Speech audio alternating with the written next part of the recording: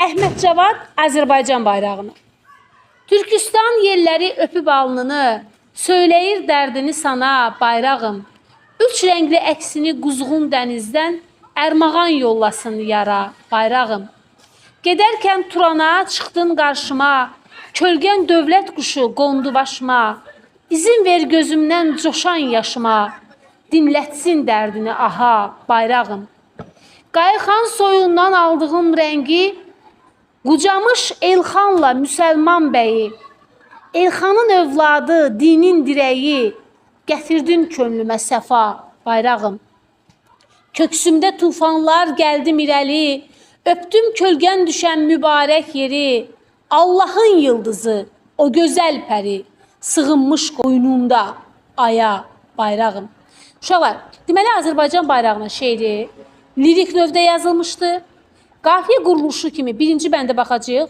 A, B, C, B, alnını bayrağım, dənizdən bayrağım, buna görə. Sonraki bəndlər isə D, D, B, Y, Y, B, yəni nə? Qarşıma, başıma, yaşıma bayrağım. Üçü həm qafiyə olur, biri isə müstəqil qalır. Heca vəzində verilmişdir. 1, 2, 3, 4 bənddən ibarətdir. Dördlük şəklindədir. Bölgüsünə baxın. Türkistan yerləri öpüb alnını. 6 üstə gəl 5 bölgüsündədir. Düzdürmü? Mövzusu nədir? Milli dövlət ideologiyasını rəqabət, rəğbətin təbliği. İdeyası isə təbii ki, türkçülük, lirik qəhrəmanın vətənə, xalqa sevgisi.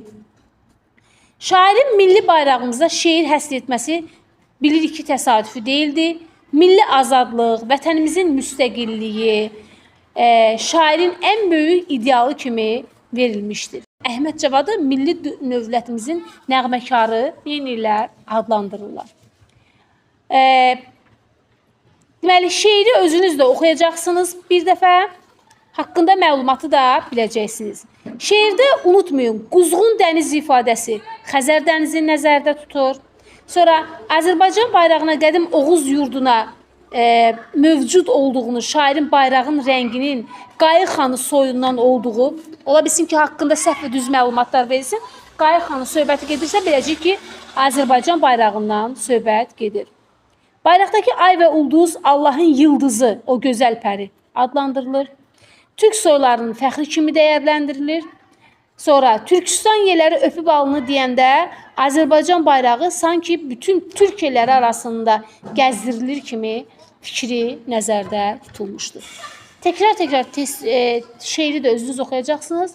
Haqqında məlumatı da dinləyəcəksiniz. Bu qədər.